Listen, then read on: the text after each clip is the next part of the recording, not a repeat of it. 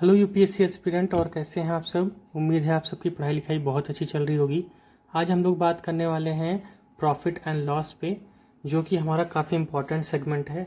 एक बात आपको मैं बता दूं, इस टॉपिक का जो इम्पोर्टेंस है लगभग 4 क्वेश्चन के आसपास का है। तो हमें इतना इम्पोर्टेंट टॉपिक है कि 4 क्वेश्चन अगर हर साल आपको मिल रहे हैं, इससे सीधा नहीं पूछेगा तो कहीं ना कहीं इसका रिलेशन आपको मिलेगा ज़रूर। इसलिए बहुत इंपॉर्टेंट है, लाभ हानि बहुत अच्छे से आपको कंप्लीट करना है, ठीक है। जिससे क्या होगा, इसमें परसेंटेज भी आ जाता है और क्या होता है कि बहुत सारे सेगमेंट जुड़ जाते हैं। तो इससे क्या है, इसका वेटेज बहुत इंपॉर्टेंट है। तो इसको हमें अच्छे से कंप्लीट करना है। एक बात और कहूँगा, इसके पहले मैंने एवरेज पूरा अच्छे से कंप्लीट करा दिया है, उसको जाके ज़रूर देखना, ठीक है। तो चलिए शुरू करते हैं। आज हम लोग बिल्कुल क्या शुरू करेंगे, प्रॉफिट एंड लॉस, एकदम नए जोश से। पेन और कॉपी लेके तैयार रहिए। एक बात ध्यान रखिएगा, मैं एकदम जीरो से चलूँगा, जीरो क्या माइनस से चलूँगा और आपको एडवांस लेवल तक लेके चलूँगा, इस बात को ध्यान रखना है, ठीक है। लेकिन साथ जुड़ना इंपॉर्टेंट है। तो जो नए हैं इस चैनल को ज़रूर सब्सक्राइब कर लीजिए, और जो लोग अभी तक टेलीग्राम चैनल नहीं ज्वाइन किए हैं वो जो लोग ज़रूर ज्वाइन कर लीजिए। वहाँ पे इसके पीडीएफ वगैरह और भी जो भी सेशन आते रहते हैं उनके पीडीएफ मिल जाते हैं, ठीक है। जो आपके जो एग्ज़ाम है ना उसमें बहुत लाभकारी होगा। क्या करना है, रोज डेली शाम को 4:30 बजे आना है। आधे घंटे की सीरीज़ होती है जिसमें CSAT धीरे धीरे हम लोग तब तक दिसंबर तक अच्छा से कंप्लीट कर लेंगे, जिससे आने वाले समय में हम लोग जीएस पे ज़्यादा फोकस करें, CSAT की टेंशन खत्म रहे। यही हमारा टारगेट है। तो चलिए शुरू करते हैं आज प्रॉफिट एंड लॉस। देखिए, किसी भी चैप्टर को शुरू करने से पहले कुछ बातें ध्यान में रखनी चाहिए, और उन बातों को ध्यान में इसलिए रखना चाहिए क्योंकि वो बहुत बेसिक चीज़ें होती हैं जिस पे पूरा चैप्टर घूमता है। उसी चीज़ को हम पढ़ेंगे कि आज क्या बेसिक चीज़ें हैं जिनको हमें ध्यान में रखना है। नंबर एक बात ध्यान रखिएगा, प्रॉफिट एंड लॉस में 3 चीज़ें हमेशा आपको मिलेंगी। एक तो नंबर 1 मिलेगा आपको, जिसे हम लोग कहते हैं कॉस्ट प्राइस। क्या कहते हैं, कॉस्ट प्राइस। कॉस्ट प्राइस को हिंदी में कहते हैं क्रय मूल्य। क्या कहते हैं, क्रय मूल्य, ठीक। इस बात को ध्यान रखिएगा। शॉर्ट में इसको हम लोग CP कहेंगे। क्या कहेंगे, CP। देखिए, यह मूल्य ऐसा मूल्य होता है, जैसे मान लीजिए मैं हूँ, अगर मुझे कोई चीज़ बेचनी है तो बेचने से पहले मुझे उसको खरीदना पड़ेगा। तो जो मैं या खरीदूंगा या उसको बनाऊंगा, तो वो जो मेरा खर्चा आएगा ना, उसे कहा जाता है क्रय मूल्य। दूसरी बात आती है जिसे कहा जाता है विक्रय मूल्य। क्या कहा जाता है, विक्रय मूल्य।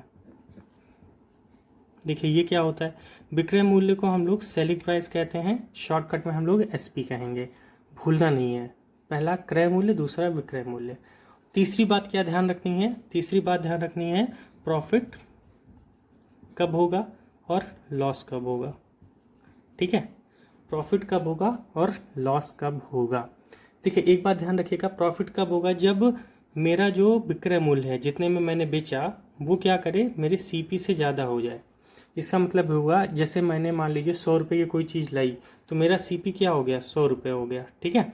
और मैंने उसको 120 रुपये बेच दिया। अब ये ज़्यादा रहेगा तभी तो प्रॉफिट होगा, सीधी सी बात है। जितने में बेच रहा हूँ वो ज़्यादा होना चाहिए। लॉस कब होगा, जब मैंने CP मेरी ज़्यादा हो जाए SP से। मतलब मैं 100 रुपये की चीज़ लाया और पता चला 80 रुपये में ही मैंने बेच दिया, तो मुझे लॉस हो जाएगा। तो वहाँ पे लॉस हो जाएगा। तो हम क्या ध्यान रखेंगे, CP में से जब भी SP घटा देते हैं तब पॉजिटिव रिजल्ट आता है, तो कहते हैं लॉस। और SP में से अगर CP माइनस करते हैं तो क्या आता है, प्रॉफिट आता है। यहाँ तक कोई समस्या होनी नहीं चाहिए। चलिए अब हम लोग आगे बात करने वाले हैं कि एक इम्पॉर्टेंट और बात, कि जो आपका CP होगा, मतलब आपका जो क्रय मूल्य होगा, वो हमेशा हमेशा कितना होगा, हमेशा 100% होगा। इस बात को ध्यान रख के रखना है कि जो हमारा CP होगा वो always will be 100%, always will be 100%। मतलब कोई भी क्वेश्चन सॉल्व करेंगे तो वहाँ पे CP को हमेशा हम 100% मान के ही सॉल्व करेंगे, अन्यथा नहीं करेंगे। इस बात को ध्यान रखना है, ऑलवेज 100% मान के ही करेंगे, ठीक है यहाँ तक। चलिए अब हम लोग क्या करेंगे, कुछ बेसिक क्वेश्चन करेंगे, जिसमें आज हमारा टाइप 1 होगा, ठीक है, टाइप 1। उसके बाद इसी बेस पे हम लोग टाइप 1 करेंगे। जब टाइप 2 पे आएंगे तो कुछ अगर हमें कुछ एडिशनल टॉपिक पे बात करनी होगी तो कर लिया जाएगा। अभी के लिए यही बातें ध्यान रखनी है, ठीक है। सवाल में आपको जब भी कुछ कहेगा तो आपको कॉस्ट प्राइस ध्यान देना है, विक्रय मूल्य ध्यान देना है, मतलब सेलिंग प्राइस, प्रॉफिट हो रहा है कि लॉस हो रहा है, और हमारा CP हमेशा 100% होगा। इसको वेरी नहीं करेंगे हम लोग, इसको वेरी नहीं करेंगे। तो चलिए शुरू करते हैं आगे। आइए, क्वेश्चन नंबर 1 आपके सामने है। चलिए देखते हैं सवाल नंबर 1। देखिए सवाल नंबर 1 में क्या लिखा है। देखिए सवाल नंबर 1 में लिखा है, एक व्यक्ति किसी वस्तु को 880 मतलब 880 रुपीज़ में बेच रहा है। कितने में बेच रहा है? 880 रुपये में बेचता है तो उसे 10% का लाभ होता है, तो वस्तु का क्रय मूल्य बताइए। बहुत बेसिक, विश्वास करिए इतना बेसिक लेके चलूँगा, लेकिन धीरे धीरे ना आपको जो कहते हैं ना सीढ़ी बाई सीढ़ी हम ऐसे आगे बढ़ेंगे और अपने गोल को अचीव करेंगे, तो इस चीज़ को करना है।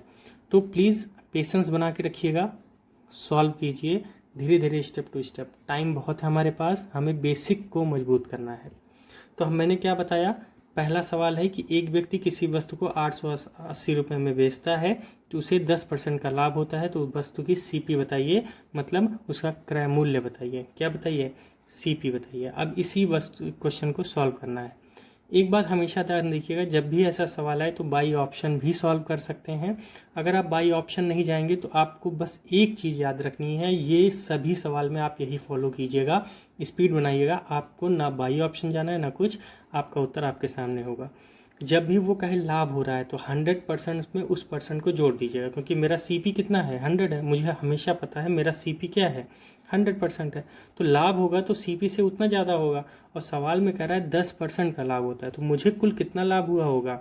110% का। सीधी सी बात है, मुझे अगर टोटल देखा जाए तो मुझे कितना हुआ होगा? 110 रुपीज़ मिले रहे होंगे, मतलब 110% मिला रहा होगा। और ये किसके बराबर सवाल में दिया है? 880। मतलब अगर मैंने कोई वस्तु बेचा जिसमें मुझे 10% का लाभ हुआ तो वो वस्तु कितने की हो गई होगी? 880 रुपये की। अब पूछ रहा है कि मैंने कितने में खरीदा था, तो मेरा खरीदा मतलब मेरा सीपी कितना होगा? 100%, क्योंकि मैंने माना है कि हमेशा मैं सीपी को 100% मानूंगा, तो उसकी वैल्यू क्या होगी यही बताना है। तो क्या करेंगे? क्रॉस मल्टीप्लाई करा देंगे, इसका इससे मल्टीप्लाई करा दीजिए। तो 880 गुणे 100 और भाग दे देंगे 110 से। फिर से कह रहा हूँ ये बेसिक है, तो बेसिक में आपको यहीं से सीखना है, लेकिन जब एडवांस में बड़े सवाल आएंगे ना तो ये चीज़ें आपको वहाँ भी अप्लाई करनी है, तब भी वो क्वेश्चन बहुत आराम से सॉल्व होंगे। इसीलिए इसको ऐसे करा रहा हूँ।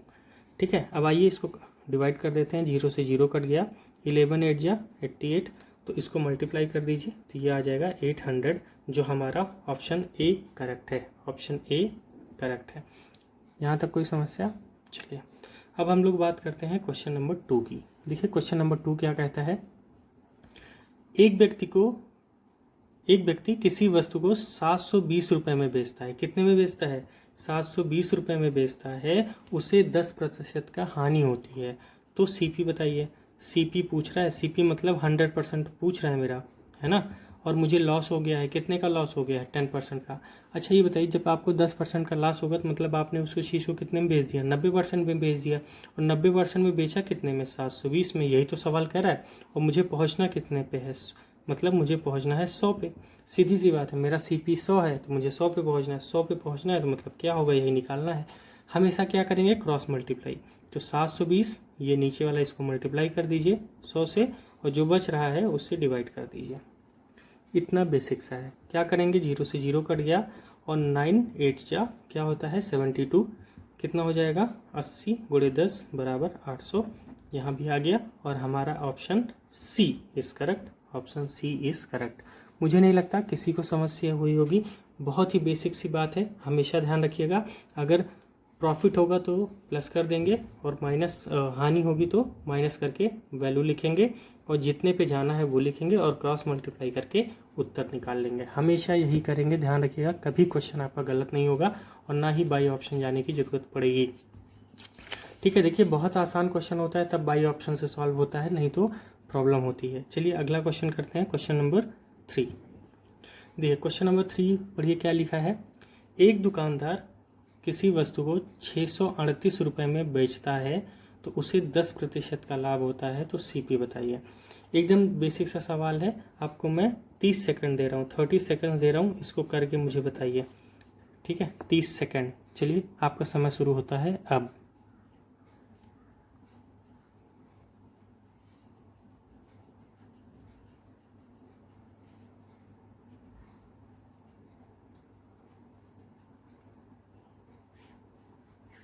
कमेंट बॉक्स में कमेंट कीजिएगा कितना आया आपका।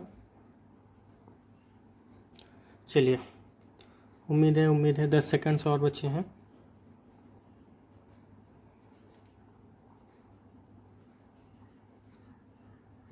चलिए, टाइम अप हुआ। आइए देखते हैं कैसे सॉल्व करेंगे।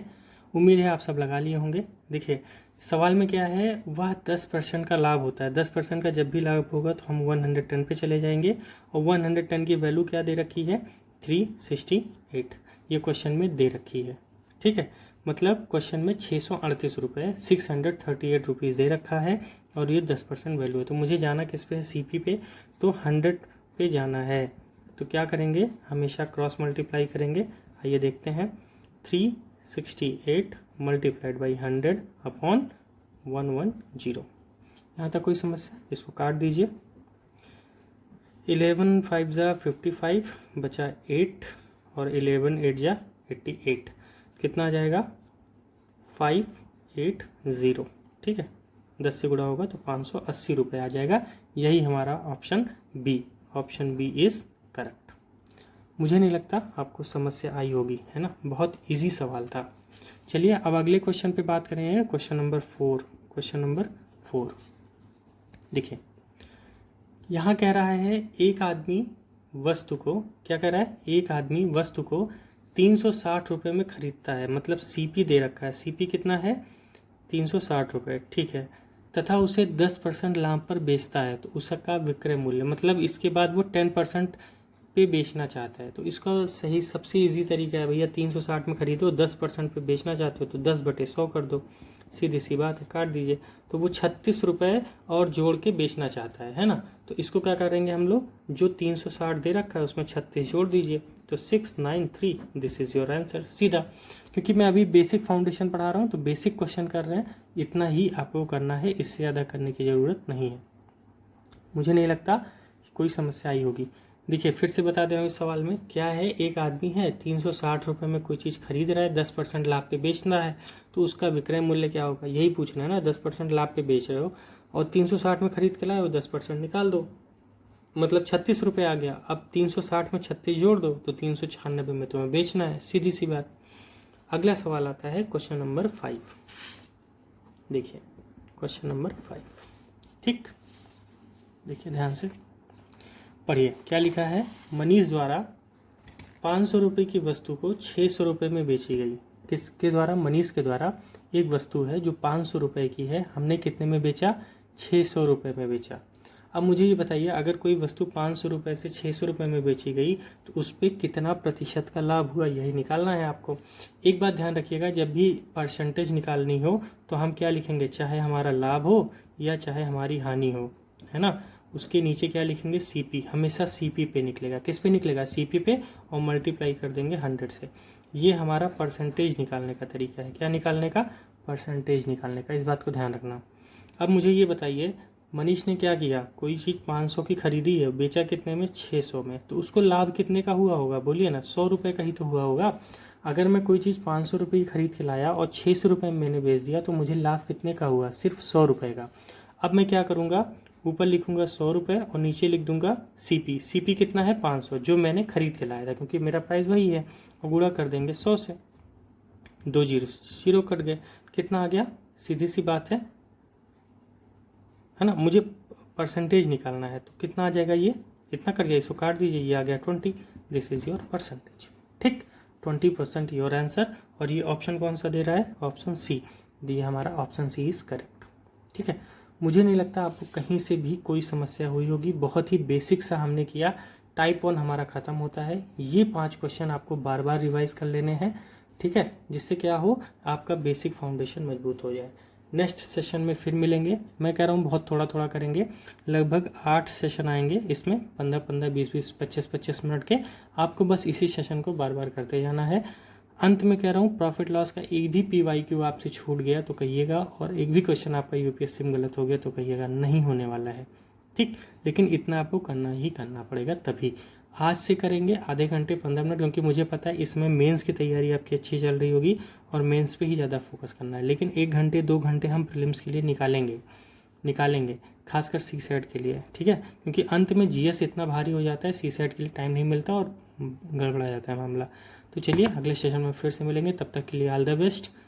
रोज़ 4:30 बजे आपको आना है। तब तक के लिए थैंक यू।